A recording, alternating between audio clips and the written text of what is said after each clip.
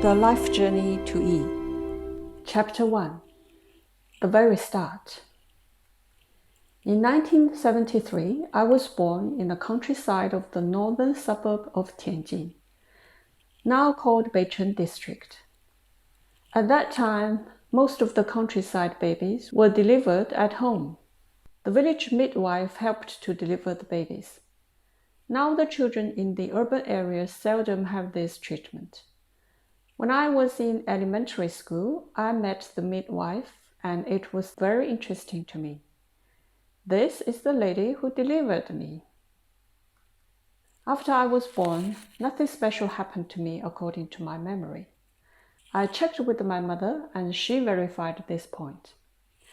If I must find something unusual, there were two things. First, my mother did not have breast milk, and I was fed by thin millet gruel and a little bit milk powder. Milk powder was bought upon coupons, only a small package per week. Before I was 1 month old, I was affected tracheitis. Seeing doctors was for free, and this was said to be one of the advantages of socialist society. However, there was only painkiller and terramycin in the local clinic. Why not going to the big hospitals?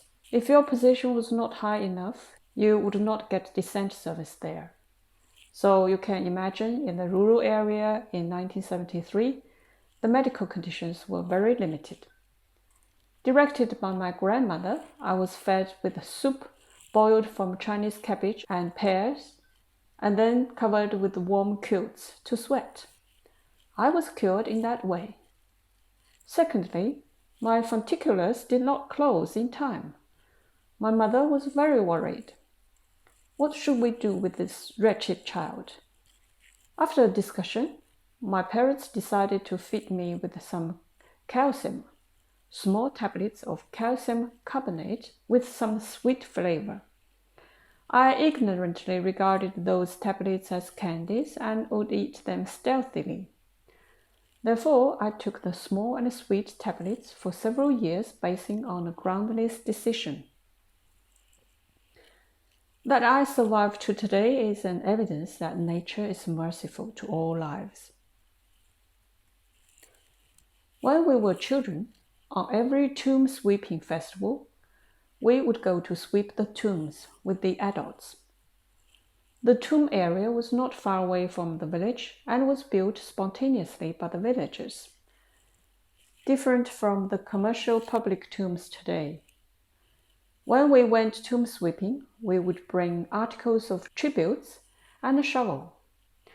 We would shovel some earth around the tomb and cover the top of the tomb.